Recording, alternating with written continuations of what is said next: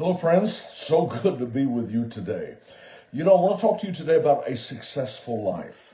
It's very important. We've been coming into this series dealing with what success in life really is. Listen, it's more than money, and every one of you know that. There's a lot of people that you've seen throughout life that had tons of money that were some of the most miserable people in the world. So it's more than money, it's more than possessions. You can have all of those things, and it doesn't make you anything. It is more of a state of being, a state of peace, a state of rest. That's when you become successful, because that state in itself generates other things and draws other things to you. When that's right, it's like everything else will follow. I had a thing that I used a number of years ago, and I've occasionally still use it, and it's the three words: be, do, and have. Now, the word be is the thing that I'm pushing for today. This is where success is found. But a lot of people think, if I do, then I'll be. And so what they do is they'll work three jobs, they'll break themselves down. I mean, they're just burning the candle at both ends, thinking that if I do, I'm going to have, or rather I'm going to be. And the other one is we got be, do, and have. They think if I have. So they're buying cars, they're buying clothes, they're buying this, or they're trying to obtain that to get the right kind of house so they can be. And that doesn't make them anything. I mean, it's just some of them. Usually they're just stressed out with debt. and as a result, their life is miserable. And that's not success, guys. I'm just telling you.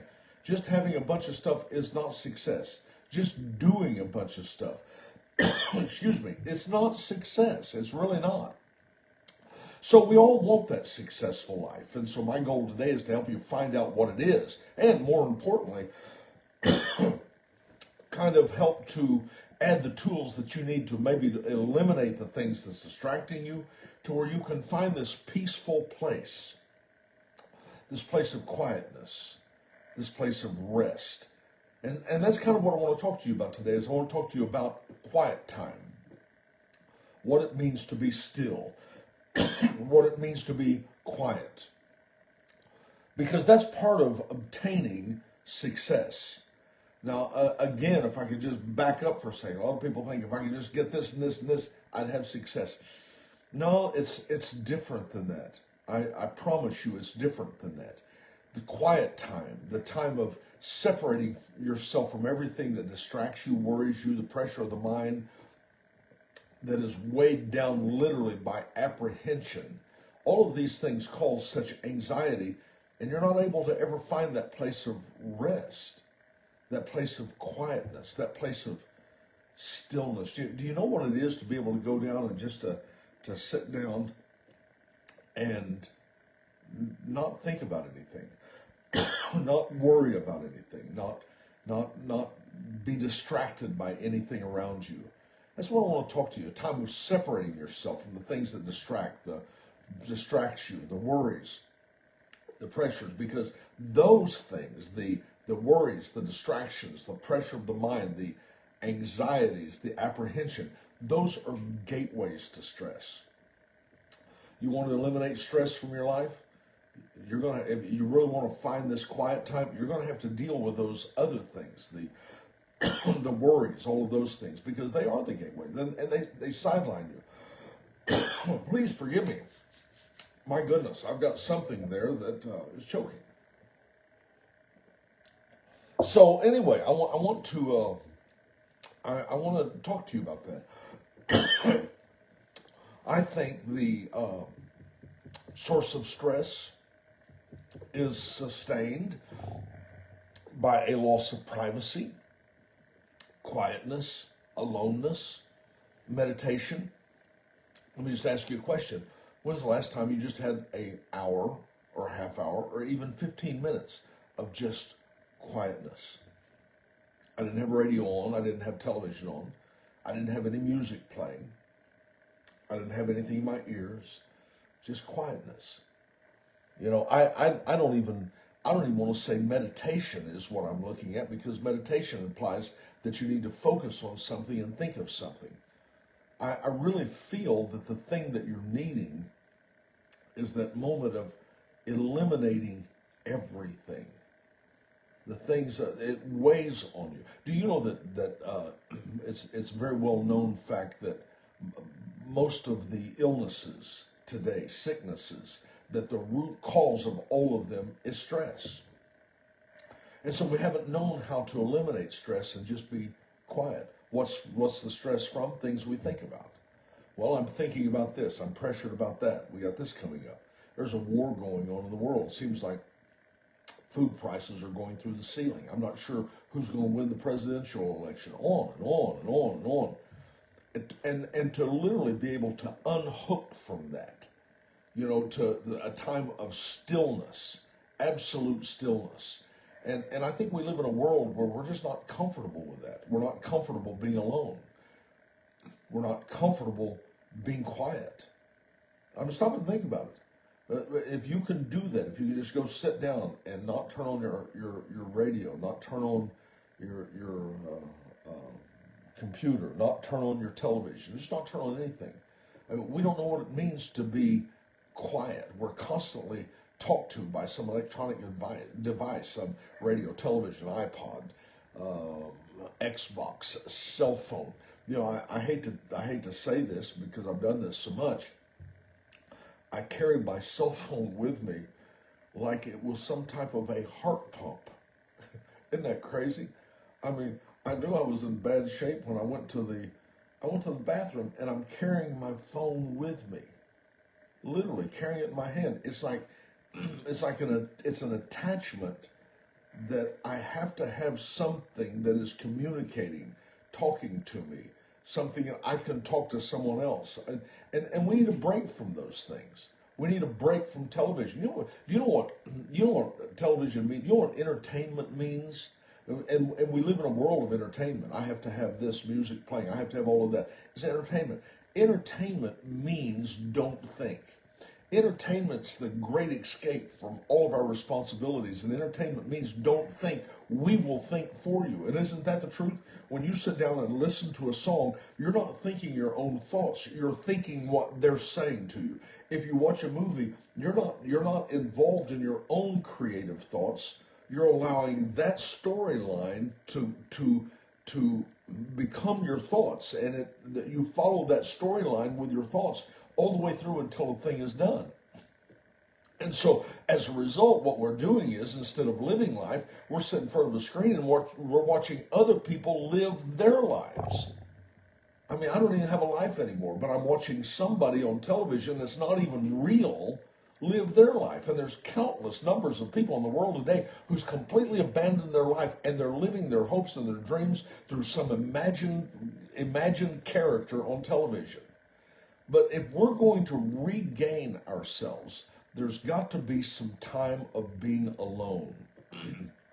You desperately need to shut everything down and spend alone. You might start with 10 minutes. And 10 minutes can seem like an hour when you just sit there and say, I'm not going to allow thoughts to come into my mind. To regain yourself, to truly regain yourself, you're going to have to spend some time alone. Quietness, listen to me, quietness is essential for recovering yourself. I heard the story one time about Benjamin Franklin. Said he'd go fishing, but when he would go fishing, he didn't use any bait. He was just sitting there with a pole in his hand and the water, the string and the line. What he was wanting, he wanted people to leave him alone, and he just wanted some time to be alone. Maybe just to think. The fact is, great people think. Great people get alone. Great people have quiet times. They ponder. They brood. This is a time of isolation, a time of meditation, a time of quietness. But that only happens when you're alone. Did you know that? I mean, that's when you discover who you are, and that's also when you discover what you believe. It's a time that we have to, if I could say, defrag our hard drive. Now, see, I don't know if you even remember doing that back during the 80s when computers were really becoming popular. There was a time when you would get so overwhelmed with what they call cookies, it would get to where your computer would run slower and slower and slower, and you had to defrag it. What that meant is you had to start defragging it at night and just let it all night long. And what it was doing was going through and compressing and eliminating all of the things that were on there that were attached to it that was causing the computer to run slower. See, as you go through your day, as you go through your life, you're going through and you've got this problem, you've got that problem, there was problems on the road, you heard a noise in your car, there's an ache in your stomach, it's just constant, you're bombarded by all of these thoughts and you're stressed out over it. And the quiet time, the alone time, is a time when you can just kind of defrag. It just compresses everything and puts it in its place and moves it out of the way. It just does that. And it's during those times that we truly hear our hearts. It's during those times that God can speak to us. I think during those times we can categorize, we can find solutions to our problems, to our plans. And I just see, in my opinion, I see this quiet time and even meditation, I see it as the greatest loss of our generation, of our time. Even though we have so many time-saving devices, we have less time, we're more stressed, and we spend less time in meditation or quietness than probably any generation in history has ever done. And that's the truth. Meditation's pushed to the side for the sake of noise. I got to have some noise talking to me. And if noise is all around you, which sometimes you can't get away from it, I like to just sometimes have the television off to where there's nothing. There's no music. There's no talking. Just quietness. Just quietness. There's something wonderful about that. And it's all around you. And sometimes you can't get away from it.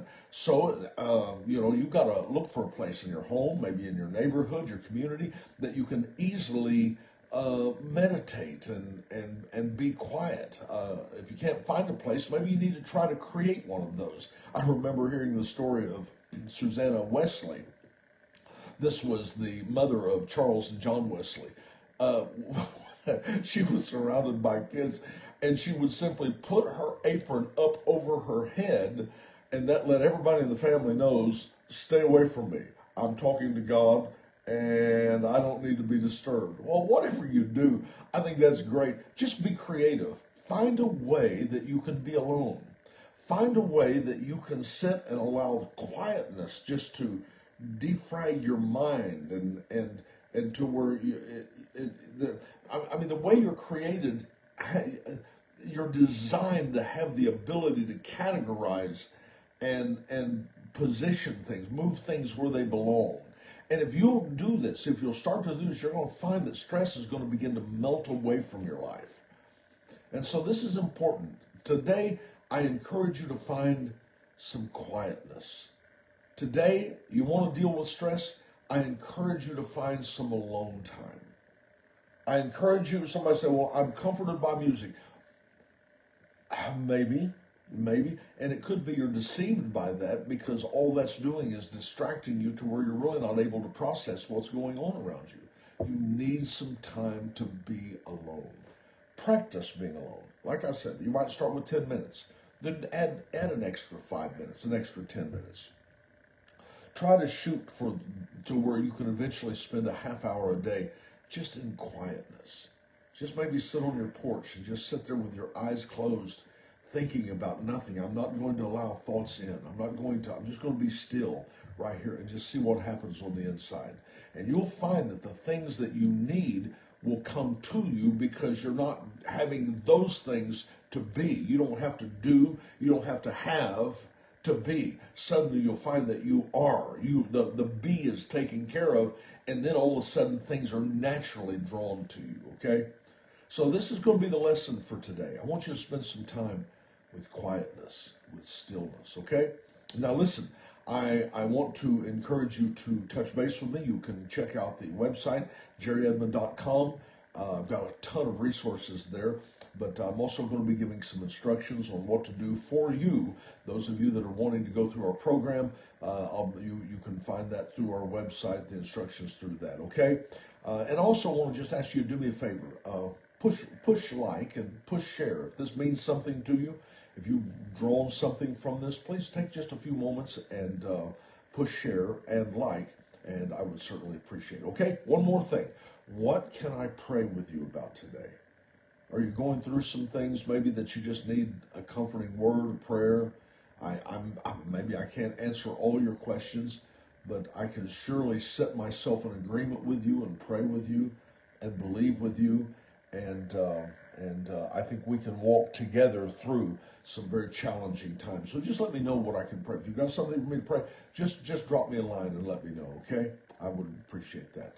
Well, a successful life, yeah, that's it. That's your destination. Come on, guys, let's go for it. I love you guys. I'll talk to you next time. Bye-bye.